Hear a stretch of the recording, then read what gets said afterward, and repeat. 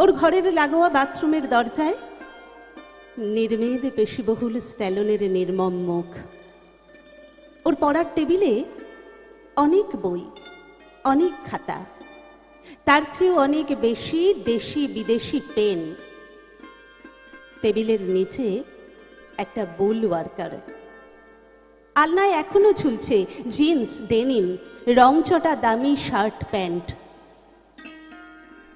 দোতলার দক্ষিণের ঘরটা ওর ছিল, খোকনের, আমার ছেলের। ওর একেবারে একার দখলে ছিল ঘরটা। বাইরে থেকে ফিরেই ও ঢুকে পড়তো ওই ঘরে, ওর নিজের একান্ত আপন সাম্রাজ্যে। অনেক রাত অবধি জেগে ও পরীক্ষার পড়া তৈরি করত। আমি কাপে করে ওকে দুধ দিয়ে আসতে ওপরে উঠতাম। দেখতাম আমারই ছেলে ধীরে ধীরে কেমন বড় হয়ে উঠছে। জানালার পাশের জুঁই ফুল গাছটা থেকে ভারী মিষ্টি সুগন্ধ আসতো। আমাদের দোতলাটা একেবারে মম করত। তবু ওই সুগন্ধ ছাপিয়ে যেদিন প্রথম সিগারেটের ধোঁয়ার গন্ধ পেলাম, রাগ করিনি। বুঝেছিলাম ছেলে আমার বড় হচ্ছে। দোতলার দক্ষিণের ঘরটা বন্ধ পড়ে আছে অনেক দিন, খোলা হয় না। শান্ত চলাফেরা, নরম চাউনির বোবান আমার অজান্তে, আমাদের অজান্তে কোন ফাঁকে যে এমন অস্থির চঞ্চল বিক্ষিপ্ত হয়ে উঠেছিল আমি বুঝতে পারিনি। সংসারে অভাব তো তেমন ছিল না, তবু দোতলার ওর ওই নিজস্ব ঘর ছেড়ে ও যে কখন বাইরের ধুলো ধোঁয়ায় নিজেকে এমন অন্যভাবে সাজিয়ে তুলেছিল আমি টেরই পাইনি। যেদিন অনেক রাত্রে ঝড় উঠেছিল, খোকনের ঘরের জানালা বন্ধ করতে দ্রুত পায়ে দোতলায় গিয়ে মাতাল হাসনুহানার গন্ধ ডিঙিয়ে আমি পেয়েছিলাম মদের গন্ধ। রাগ করেছি, দুঃখ করেছি, তবু বুঝেছি খোকন বড় হচ্ছে।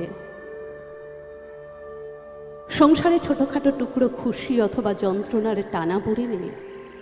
আমার দিন গেছে, আমাদের দিন গেছে, খোকনের দিন গেছে এক অন্যরকম টানা পড়েনের বুলেটে। একদিন জিজ্ঞেস করেছিলাম, হ্যাঁ রে খোকন, তুই এমন পাল্টে যাচ্ছিস কেন? ও চুপ করে অদ্ভুত চোখে তাকিয়েছিল আমার দিকে অনেকক্ষণ। কি ছিল সেই দৃষ্টিতে? বিরক্তি, রাগ, অভিমান, ক্ষোভ? আমি বুঝতে পারিনি।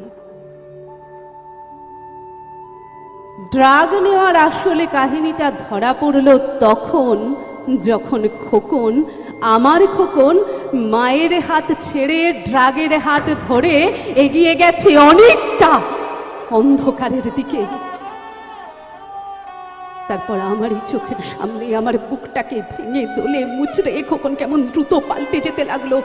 অস্থির চোখ, সবসময় আনমনা চোয়ালে কষে কি যেন এক ভীষণ ক্রোধকে চেপে রাখা মুখ, ভয়ে আতঙ্কে আমার মাথা ঘুরতে লাগলো। প্রচন্ড অসুস্থ এবং অপ্রকৃতিস্থ খোকনকে শেষ পর্যন্ত নিয়ে যাওয়া হলো কল্যাণপুরের অ্যাসাইলামে, পড়শি এবং আত্মীয়দের পরামর্শে।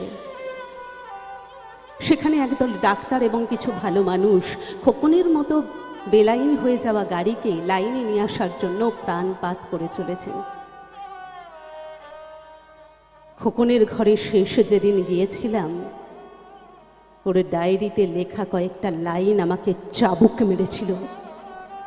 চারপাশের সময় স্বদেশ নিয়ে ওর তীব্র ক্ষোভ, তীব্র যন্ত্রণা আগুনের অক্ষরে ধরা পড়েছিল সাদা পাতায়। কাকে অনুসরণ করব? বাবাকে? সামান্য কেরানি তিনি, এত বড় বাড়ি কি করে বানালেন? টিভি, ফ্রিজ, ভিসিআর কি করে কিনলেন? কাকে মেনে চলবো?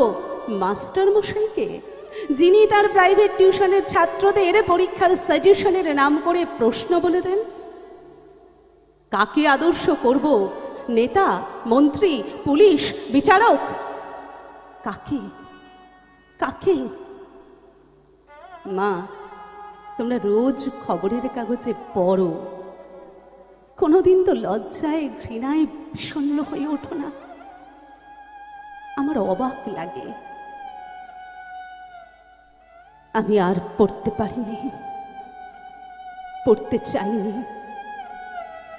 খোকন চলে যাবার পর ওর ঘরের দরজা খোলার সাহস হয়নি আমার। কে জানে কাঠচাঁপা, জুঁই, হাসনুহানার গন্ধ ডিঙিয়ে আরো কোনো ভয়াবহ গন্ধ, অথবা ডায়েরির অন্য কোনো পাতায় আরো কোনো ভয়াবহ যন্ত্রণা চাপা পড়ে আছে কিনা। প্রতীক্ষায় আছি খোকন ফিরে আসবে, ওর ঘরটা নতুন করে সাজিয়ে দেব। পথ চেয়ে তাই বসে আছি, বসেই আছি।